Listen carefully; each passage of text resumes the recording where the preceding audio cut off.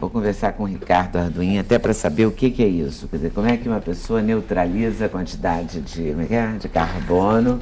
De carbono, Ela emitiu ao fazer, por exemplo, o que me chamou a atenção foi, eu vi o Ney, Mato Grosso, uma foto do Ney plantando uma árvore, e a legenda dizia isso. Aí ele veio aqui, eu perguntei para ele, ele me mostrou o selinho no disco e tal. Então eu queria saber de você como é que isso se dá. Pois é, todos os shows do Ney Mato Grosso agora são neutros em carbono também. Toda a produção artística dele é neutra em carbono. Como é que faz isso? Como assim é neutro em carbono? A gente precisa calcular o que aquele evento, aquele processo, ou se for uma empresa, enfim, emite de carbono naquele ano, se for o caso de uma empresa, ou o evento naquele dia, claro. Por exemplo, agora o Ney vai fazer dois finais de semana no Canecão, o Beijo Bandido, lançando o CD. E lá no Canecão já tem os dados de casa cheia. É 1 tonelada de lixo, por exemplo, que é produzida em cada show. 1.000 quilos de lixo são produzidos em cada show no Canecão. É claro que nem todo lixo orgânico, e nós precisamos pegar a quantidade de lixo orgânico produzida, porque é o lixo orgânico que se transforma, que se deteriora, produz metano, o CH4, que aquece 21 25 vezes mais do que o gás carbônico. Isso para começar. Depois, a quantidade de energia elétrica consumida naquele dia e também para os ensaios. Precisamos calcular a quilometragem dos veículos utilizados para levar os artistas para aquele show. No caso do show do ano passado, os Inclassificáveis, vinha a banda de São Paulo. Então o show aqui tinha que calcular também as viagens aéreas. Aí você faz esse cálculo e a partir daí? Aí a gente sabe quantas toneladas de carbono foram emitidas para a atmosfera, colaborando lamentavelmente com o aquecimento global. E sabemos também quantas árvores têm que ser plantadas para a devida compensação. Plantar árvore é uma forma de compensar as emissões de carbono, já que a árvore tem essa capacidade fantástica, brilhante, de sequestrar o carbono da atmosfera pelo processo de fotossíntese. Nós plantamos uma área de preservação ambiental, garantimos durante 21 anos o crescimento dessas árvores, porque é mais ou menos o período que uma árvore de Mata Atlântica leva para sequestrar o carbono da atmosfera. E outorgamos o título de quem cumpriu essa metodologia. Pois é, então quanto de carbono, por exemplo, o Ney gastou para gravar o CD? Esse você já deve ter, porque ele já gravou. Já gravou, mas você já tem, né? Eu tenho, acho que tem, né? Eu não lembro assim, mas acho que foram 150 árvores aproximadamente plantadas. E onde foram plantadas essas árvores? No caso do Ney, sempre é plantado na área dele. Ele tem uma RPPN, uma Reserva Particular de Patrimônio Natural, que é uma área de preservação permanente. Então a gente planta na fazenda dele. E sempre com a participação dele. Ele não abre mão de estar junto na hora do plantio. Ele é super criterioso, né? Quer saber de onde a árvore veio, quanto ela cresce, o que ela produz. Cada árvore sequestra aproximadamente 5 toneladas de carbono.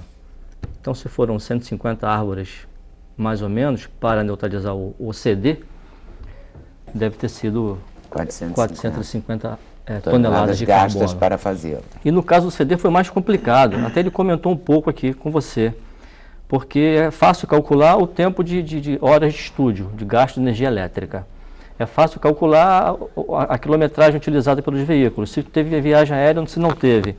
Mas o problema do CD foi a distribuição, que nós fizemos questão de também neutralizar as emissões por conta da distribuição. Ele é produzido em Manaus, vem de avião para São Paulo e de São Paulo vai para o Brasil inteiro de caminhão. E certamente, em alguns lugares, motoboy também é utilizado. Então nós consideramos também motocicletas, apesar de não termos certeza se as motocicletas são utilizadas. Nesse caso, nós preferimos errar para cima do que errar para baixo, né? Para ficarmos tranquilos, né? Isso funciona só assim na gravação de um CD ou pode funcionar um condomínio, pode funcionar em outro tipo de coletivo? Pode funcionar e deveria funcionar em qualquer setor, né? A gente poderia até neutralizar as emissões de carbono do sem censura, né? Podemos. Pois não tenho a menor ideia de como é que faz isso. Então, a gente vai calcular quanto de energia elétrica. Mas a gente tem que ter área de plantar, por exemplo, porque eu não tenho onde plantar. Pois é, não. Nós temos, como é que a gente faz? Nós temos áreas de parceiros. Nós temos essa área do Ney para o trabalho com o Ney. Temos uma área no Sana, em Casimiro de Abreu, estado do Rio de Janeiro, que foi a primeira área utilizada por nós, por conta Diz que é lindo, Sana, né? É muito bonito. Falando que é lindo. Exatamente ao lado do Rio do Tempo, o Rio Macaé, um lugar muito especial. Temos uma área em Vassouras, no Hotel Fazenda Galo Vermelho, que também tem uma área toda pronta para ser plantada por conta da mitigação dos gases. Até o próprio hotel também está fazendo esse projeto. E temos uma outra área também, Lumiar, que não utilizamos ainda. Está pronta para a gente plantar. Então podemos ampliar isso aí, né? Podemos ampliar. E isso custa dinheiro para quem faz? Custa porque tem Como é que se dá isso? Tem um custo das árvores, tem que comprar as plantas, né? E a princípio, dependendo da quantidade de mudas a serem compradas, é bom que se comprem mudas grandes, de 1,5 m, de 1 metro já. É claro que quando são muitas para o plantio, tipo 2.000 ou 10.000, aí já fica mais difícil comprar mudas grandes por conta do custo. Aí tem que comprar muda pequena, de R$ 2,50, de R$ 3,00, de R$ 5,00, mesmo com o risco delas morrerem com mais facilidade. Então tem o custo das mudas, tem o custo do plantio, tem o custo do preparo do solo, tem o custo da manutenção do plantio, porque pode dar formiga, pode pegar fogo, pode cair um balão, pode dar uma seca, né? E as mudas serem perdidas. E tem uma empresa que administra essa... Quer dizer, que garantia que o Ney tem que essas árvores crescerão durante 21 anos? Porque é na terra dele. Para o Ney é mais fácil. Aí é fácil, porque né? ele mesmo acompanha. E ele mesmo grita se elas morrerem. E ele é de acompanhar mesmo, porque ele já deve ter um caseiro, enfim, um gerente, sei lá, do tamanho desse negócio. Mas alguém ele tem que possa responsabilizar por isso, tomar conta disso e tal. E quem planta numa área, digamos, coletiva... Uhum. Não é coletiva, é uma área de preservação ambiental que tem que estar georreferenciada por nós depois do plantio, disponibilizada na internet essa área, ou se for uma área de propriedade particular, o dono tem que registrar em cartório que ele não vai mexer naquela área plantada durante 21 anos. Né? Então você tem a garantia de que as árvores crescerão. Mesmo assim, elas podem não crescer, por isso depende do nosso acompanhamento. É claro que nos primeiros anos, né, é o período mais complicado, dependendo do local que foi plantado, os 6 primeiros meses, o primeiro ano. Depois as mudas vão embora sozinhas, né? É claro, enfim, não precisa ter um acompanhamento tão permanente. Mesmo assim, aqui... Convém por causa do desmatamento, né? Que alguém resolve ir lá destruir. Esse é um problema sério, claro. Por isso que tem que ter o acompanhamento. Mas sendo numa área de preservação permanente ou numa área particular, em que o proprietário registrou em cartório, ele não vai correr o risco de tirar. Mas isso custa muito, tem um valor muito elevado? Veja bem, a gente tem o custo das mudas, do transporte, do plantio e da manutenção. Não dá para saber quanto custa isso, porque depende da quantidade de árvores que serão plantadas. Por outro lado, a nossa ONG, ela não abre mão de desenvolver esse projeto associado à educação ambiental. O que faz as empresas, de modo geral? Tem empresas que oferecem esse serviço, calculam as emissões, plantam as árvores, outorgam o título e divulgam isso. Está ótimo, tudo bem. Mas nós também desenvolvemos um plano de educação ambiental. Por quê? Porque para nós, a empresa que simplesmente calcula e planta e outorga o título é quase que uma legitimação da poluição. No outro ano, para a renovação do título, a empresa que desenvolveu o projeto, ela pergunta quanto que eu emiti agora, quanto que eu tenho que plantar agora, quanto custa, e paga de novo.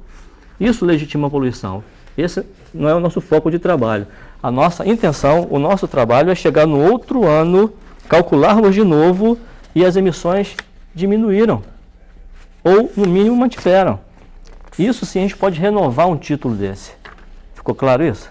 Ficou. Agora, eu poderia perguntar, existe padronizado o tipo, a espécie de planta que é sugerida? Ou como é que é feito esse critério de seleção? Se for Mata Atlântica, espécie de Mata Atlântica. É claro que uma ou outra exótica está tão adaptada que é importante que seja utilizada.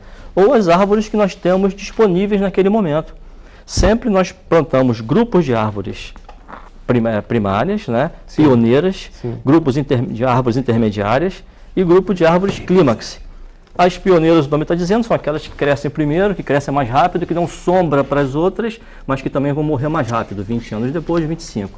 Depois as intermediárias, que vão crescer na sombra das primeiras e que vão demorar um pouco mais para crescer, e depois as clímax que vão durar 200 anos, né, talvez um ipê, um jequitibá, que cresce mais lentamente. Sempre montando um mosaico. É que eu também tenho uma dúvida nessa linha dele. Me diz uma coisa, quando você fala de fazer esse cálculo de zerar o footprint, né, que a turma fala, que eu tenho ouvido. Agora, eu acho esse cálculo algo absurdamente abstrato para fazer. Existe uma mecânica, existe uma forma objetiva de chegar a esse número? Bom, já existem algumas calculadoras disponíveis na internet, né? Então, você mesmo, como pessoa física, como pessoa jurídica, você entra lá, coloca quanto você emitiu, né, as informações, os dados de emissão, o que você faz, e sai o resultado das suas emissões e do número de árvores a ser plantado.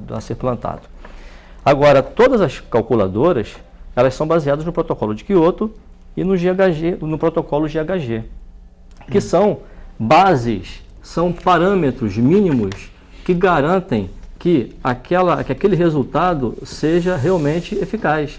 Por isso que nós temos, por exemplo, o cálculo de que 5 toneladas de carbono são sequestradas por uma árvore durante 21 anos de vida. Que é o tempo médio de vida. Né? Que é o médio de vida.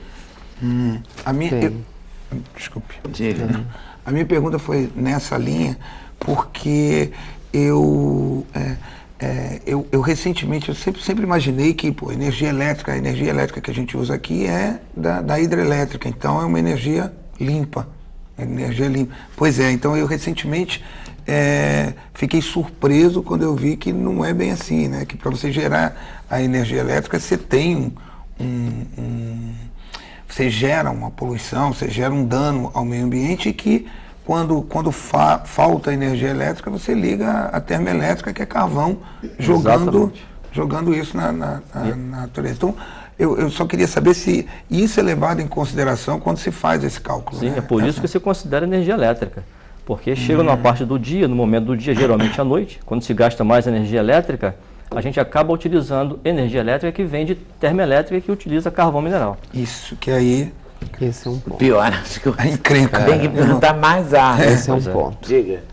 Não, a questão toda que eu queria avaliar, por exemplo, existe uma forma mais simples também das pessoas tentarem racionalizar as situações e resolverem assim o seu aspecto de consciência versus operações, não tanto cálculos, tudo. Eu acho que esse projeto também podia ser proposto, né? Uma conscientização mais prática. Mas a gente tem que aproveitar cada novidade para ver se mexe com isso.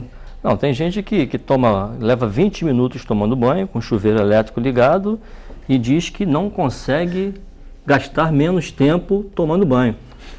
E se não consegue gastar menos tempo tomando banho, 20 minutos, 30 minutos, que não fale para ninguém, né? Até porque isso é um caos, né? Além do gasto de energia elétrica, das emissões de carbono, a água que foi captada, que foi tratada, que foi distribuída, que custa caro e que vai pelo esgoto. Por isso que eu acho que tem que ampliar essa consciência e eliminar completamente, criticar abertamente aquele que diz, eu pago, eu posso. Pois é. Né? Porque vai chegar um dia que não vai ter, né? Ele não vai ter nem para canto, querido. Né? Se não economizar... Isso aí para mim Não concorda não, João? Concordo. Que bom.